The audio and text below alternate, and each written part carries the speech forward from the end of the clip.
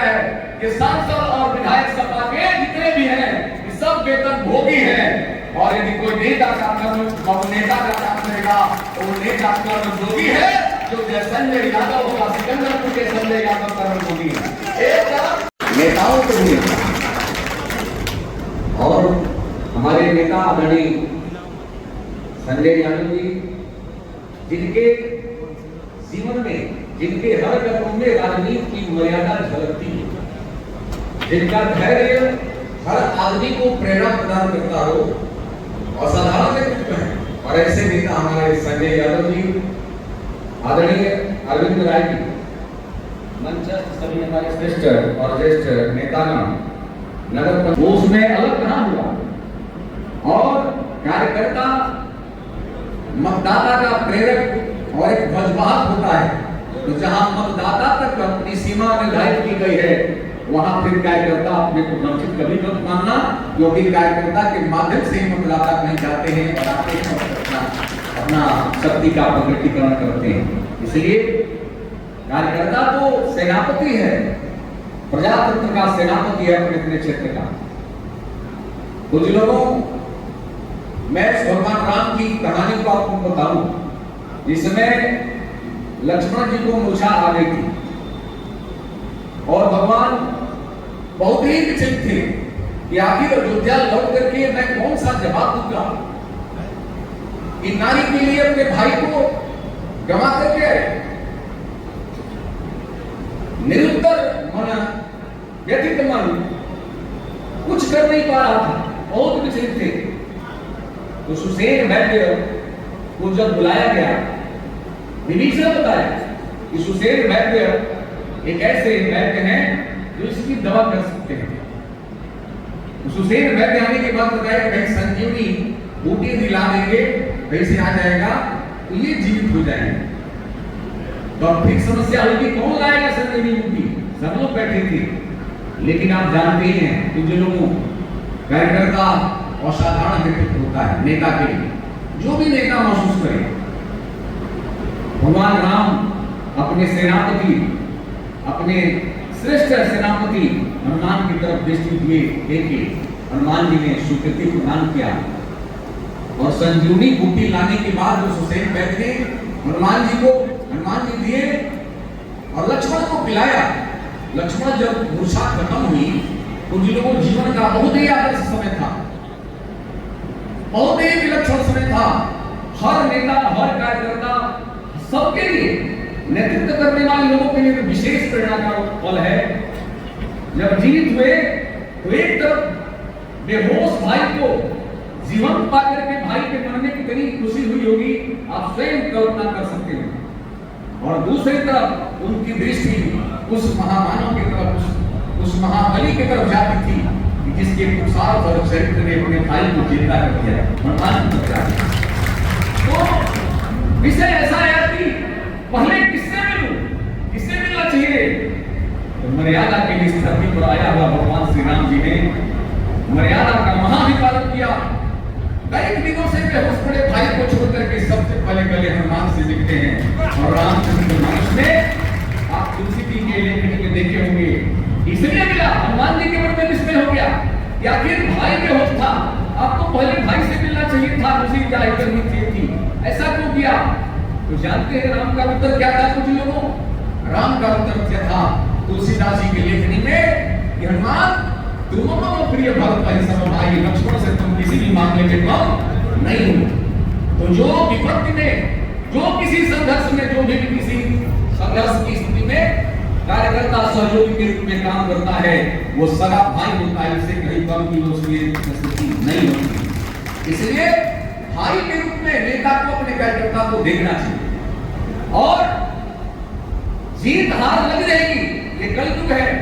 भगवान राम को भी गाली सुनना पड़ा है कुछ लोगों, तो ये तो कलयुग है, जो भी मोदी सबको सुनना पड़ेगा, हार जीत भी होगी, लेकिन यशस्वी जीवन का पताका को लहरने से कोई रोकने वाला नहीं होगा। गरीब का आंकड़ा हरा सकता है, लेकिन गरीबों का दिल उसके लिए हमेशा खुला रहेगा और उसका आशीर्वाद हमेशा मिलता रहेगा। और यही स्थिति कुछ लोगों आप लोग देखे हुए राजनीति में भी कभी कभी इस परिस्थितियां आ जाती है। इसी बार चुनाव में हमारी तरफ एक रेवती क्षेत्र है, आदरणीय नारायण राय जी जानते होंगे, 30-40 बूथ ऐसा है जहां पर केवल सपा का ही बोलबाला है। वहां पर एजेंट खोजना मुश्किल हो जाता है 1 से लेकर 40 तक। आप कल्पना करिए उसमें हम लोग काम करना है। वहां हमारे कार्यकर्ता को इस बार सपा के कुछ भाइयों ने मारपीट दिया। अब जानते हैं उसी दिन चुनाव के दिन, चुनाव के बाद फिर खबर आई की गई कि कार्यकर्ता हमारा घायल हो गया। सब लोग अपना काउंटिंग मिला रहे थे। हमने कहा कि नहीं, जहां कार्यकर्ता का जीवन संकट में हो, प्रतिष्ठा संकट में हो, वहां पर गिनती नहीं, चल करके उसके सामने चल करके उसकी प्रतिष्ठा की रक्षा करना होता है। और जहां जो नेता अपने कार्यकर्ता की प्रतिष्ठा की रक्षा करने के लिए अपनी प्रतिष्ठा को भी दांव पर लगा देता है, वो कभी मर्यादा पुरुषोत्तम राम के चरित्र को पाता है और राम जैसा यशस्वी होता है। प्रजातंत्र की कमजोरियां भले उसको पछाड़ सकती है, लेकिन चरित्र और ईमान उसको कभी झुका नहीं सकता है। इसलिए कार्यकर्ता भाइयों, पूज्य मतदाता बंधुओं, आप सबको भी कर्म करना चाहिए कि भले भारतीय जनता पार्टी अन्य पार्टियों में नहीं काम करने वाले लोग होंगे, वो लोग भी वोट देते हैं, लेकिन वो लोग यह मान करके देते हैं कि हमारा नेता जब मुख्यमंत्री बनेगा तो हम लोग किसी का खेत कबार लेंगे, किसी की बेटी की प्रतिष्ठा लूट लेंगे, किसी की खेती को कबार देंगे, किसी की मवेशी चोरी कर लेंगे, यह भाव लेकर के देते होंगे। लेकिन मेरी भारतीय जनता पार्टी का कार्यकर्ता और मतदाता वोट देता है, यह मान करके देता है कि मैं मोदी और कमल पर मतदान इसलिए कर रहा हूं कि जिस दिन भारतीय जनता पार्टी और मोदी हमारे प्रधानमंत्री बनेंगे, उस दिन दुनिया भारत माता की जय बोलेगी और भारत का झंडा दुनिया में लहराएगा। कितना बड़ा अंतर है, एक निजी स्वार्थ की पूर्ति के लिए मतदान करता है और एक तरफ राष्ट्र के स्वाभिमान के लिए मतदान भारतीय जनता पार्टी का कार्यकर्ता करता है। इसलिए भारतीय जनता पार्टी के काम के लिए, मतदान के लिए, संघर्ष के लिए 4 कदम भी चलना कुछ लोगों किसी भी साधना से, किसी भी पूजा पाठ से कम नहीं। कभी कभी कहते हैं सब एक मुस्लिम मतदाता है, भारत माता की जय बोलने में नेता है, हिचकता है, हिचकेगा भी। जिसकी संस्कृति में बहन को भी पत्नी बनाने का संस्कार होगा, वो कभी भारत माता को माता मानने वाला नहीं हो सकता है। मैं तुम्हें कहता हूं, अखिलेश जी हमारे समाजवादी पार्टी के उत्तर प्रदेश में नेता है, कुछ लोग आप कल्पना करो, एक सामान्य हिंदू संस्कार से संस्कारित परिवार में कोई बेटा होता है तो एक गरीब पिता को भी जब तक पिता जीवित रहता है कोशिश करता है कि उसकी पगड़ी कहीं दुर्बल होने ना पाए, कभी उसकी पगड़ी दुर्बल होने ना पाए, पुत्र का ये धर्म होता है। लेकिन जो पिता इच्छा रखते हुए भी और उसके जीवन काल में ही उसको कुर्सी से हटा करके राष्ट्रीय अध्यक्ष बन गया, वो कभी समाज और देश और प्रदेश की प्रतिष्ठा को रखने वाला नहीं हो सकता है। जो अपनी प्रतिष्ठा, अपने पिता की प्रतिष्ठा का सम्मान नहीं करता, अपने पिता के परिश्रम का सम्मान नहीं करता, अपने पिता के पराक्रम का सम्मान नहीं करता, वो उत्तर प्रदेश के 25 करोड़ जनता के सदाचार और नैतिकता का सम्मान कभी करने वाला नहीं हो सकता।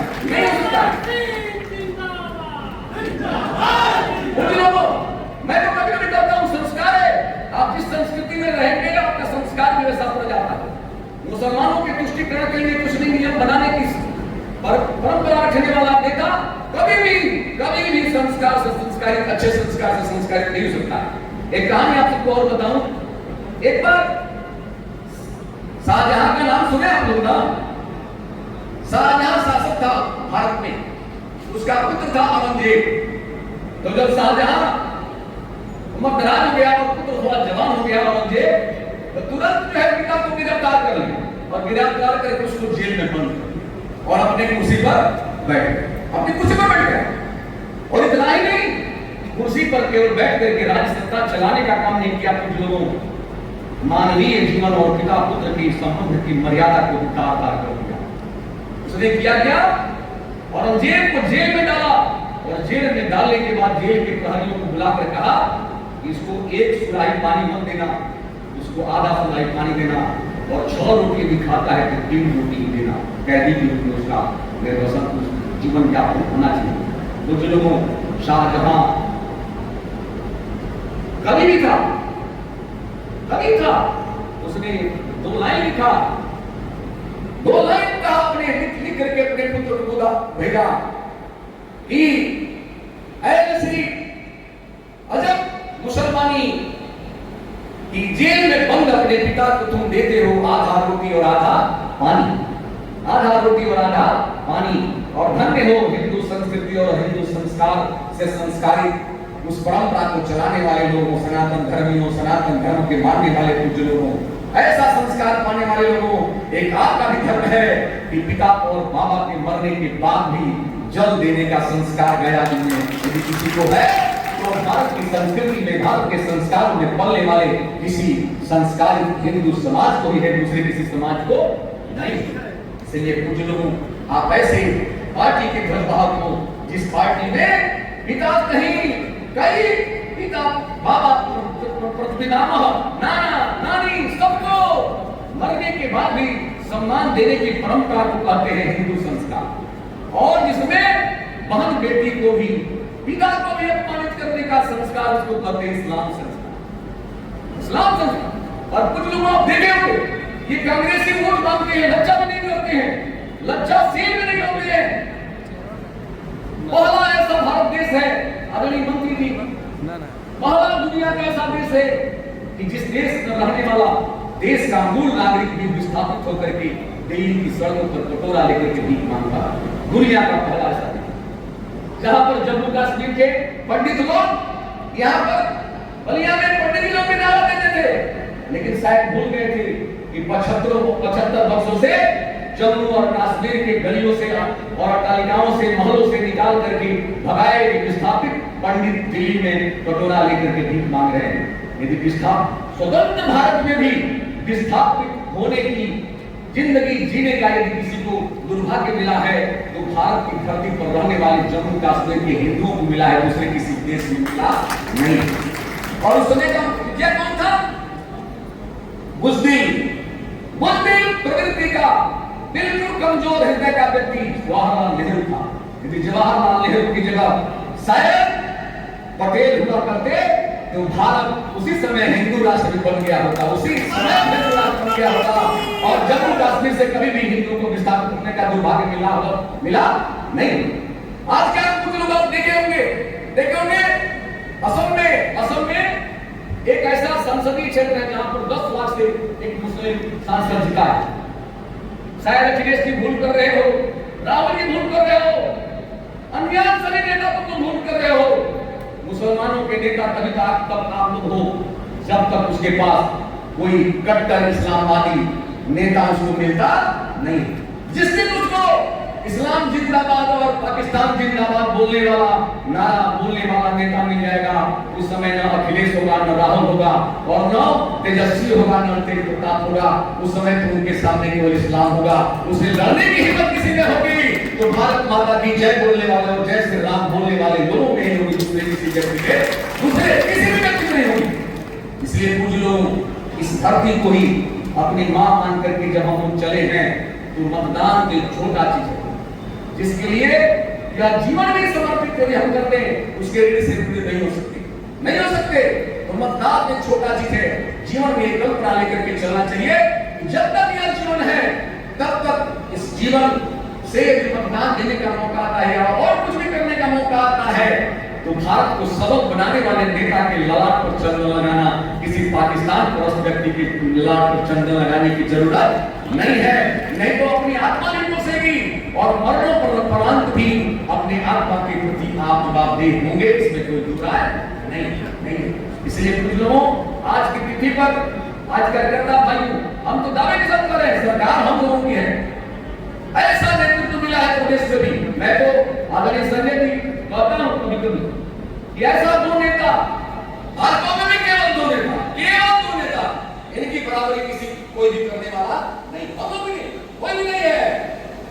जिस एक महामानव ने पूरी दुनिया को यकीन दिया है उस व्यक्ति का नाम, उस महान नेता का नाम है नरेंद्र मोदी। यकीन इस बात का दिया है क्या दुनिया वालों भारत की कुर्सी पर एक ऐसा राष्ट्रभक्त बैठा है कि दुनिया भी संकट में पड़ेगी तो भारत का प्रधानमंत्री एक छत्र बनकर के तुम्हारी रक्षा करने के लिए साहस करता है और साहस करता है। ऐसा यकीन दुनिया को दिया है, ऐसा यकीन दुनिया को दिया है, जहां अमेरिका और रशिया जैसा देश भी भारत के नेतृत्व में बातचीत करने का मन बना, ऐसा यकीन दिया है, ऐसा विश्वास दिया है। और दूसरा नेता आदरणीय जोगी जी हैं। जोगी जी के साधारण व्यक्तित्व में असाधारण व्यक्तित्व है। कुछ लोगों संत होते के भी, संत होकर के और सत्तासीन होकर के भी संतत्व को 100% कायम रखने का यदि किसी में साहस है तो अकेले कुछ जोगी आदित्यनाथ ने किसी नेता में नहीं।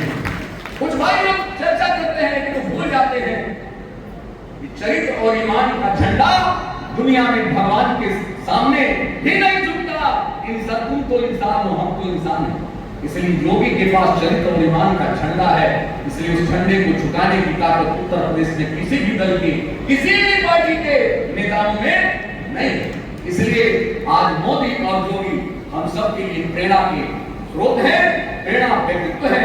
इसलिए उनको, उनका सम्मान इसी में है, उनकी प्रतिष्ठा इसी में है कि भारतीय जनता पार्टी के छोटा सा सिपाही बनकर के भी जहां भी जरूरत पड़े हम सबको भी अपने सहयोग दे करके उनके सम्मान की रक्षा करनी चाहिए, तभी उसने ही हमारा सम्मान की रक्षा।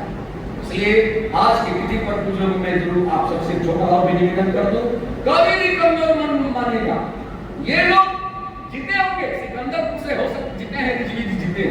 मैं तो सबको कहता हूं कि वेतन वो भी देता, तनख्वाह लोग भर गए और क्या करो। जब जोगी जी की सरकार है, ये सब सपा वाले सांसद भी जीत गए तो क्या है, ये सांसद और विधायक सपा के जितने भी हैं ये सब वेतन भोगी हैं। और यदि कोई नेता का काम करेगा तो वो नेता कर्म जोगी है, जो संजय यादव होगा, सिकंदरपुर के संजय यादव कर्म जोगी है। एक तरफ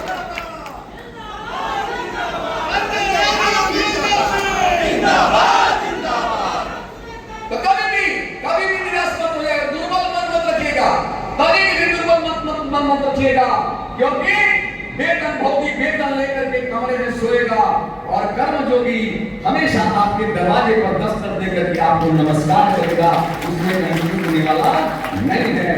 इसलिए कर्म जोगी का साथ देकर के, सहयोग लेकर के, सहयोग दे करके अपने सम्मान की और समाज के सम्मान की रक्षा करने का संकल्प लेकर के समाज में रहिए और जिंदाबाद बोलते रहिए। जहां भी जरूरत होगी, कुछ लोगों, संजय जी तो स्वयं सक्षम व्यक्तित्व है, हम लोग को भाई थोड़ा सा, हम और अरणी भाई नारद राय हम लोग थोड़ा सा इनको फट लेता है, हम लोग थोड़ा सा बहुत मर्यादा नहीं देखते भाई। ये लोग, हाँ ये लोग मर्यादित हैं, इनकी मर्यादा को हम लोग सलाम करते हैं। लेकिन भाई कहीं कहीं राम की भी जरूरत है तो कहीं कहीं शैतानों के लिए हनुमान की भी जरूरत है, क्योंकि राम की मर्यादा और हनुमान का पराक्रम ही लंका को जला करके भगवान हराया था, दूसरा कोई विकल्प नहीं था। इसलिए आज की तिथि पर हमारे, मैं सबको सिकंदरपुर के भाइयों, मैं तो गर्व के साथ करता हूँ 40 वर्षों का राजनीतिक जीवन हो गया। अब तो विधायक आप लोग बना दिए थे तो थोड़ा शालीन भी हो गए थे, नहीं तो कौन ऐसा नहीं था कि जो शैतान कर्मचारी अधिकारी बाबा की धरती पर सकुशल बच जाए, कोई भी किसी की हिम्मत नहीं। आप तो थोड़ा हिचकना पड़ता है, नहीं तो लेकिन आप लोग साथ कोई भी काम हो पहले आप लोग प्रयास करिए। हमारे सम्मानित मंडल अध्यक्ष जी लोग हैं, हमारे छोटे बड़े सब भाई नेता लोग हैं, अपने से प्रयास करिए, अपने से प्रयास सफल न हो तो जरूर हम लोगों से संपर्क करिए। भाई जी हैं, आदरणीय नारद राय जी हैं, जिला मुख्यालय पर हम लोग के नेता ही है नारद राय जी। इस समय भाई हम लोग के दल में अब आ गए हैं तो हम लोग के नेता हैं, हमारे तो नेता हैं भाई, पूर्व मंत्री रहे हैं, कितनी बार विधायक रहे हैं, हम सबके लिए सम्मानित है हमारे नेता। और हम लोग संयुक्त मोर्चा बना करके, संयुक्त एक समन्वय प्लेटफॉर्म, सब लोग एक हैं।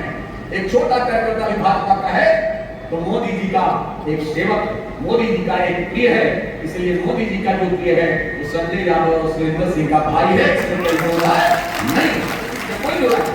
इसलिए आप लोग प्रसन्न मन से और आक्रमण करते रहिए हमेशा, क्योंकि कभी भी शैतान से लड़ना है तो दुर्बल से नहीं लड़ सकते।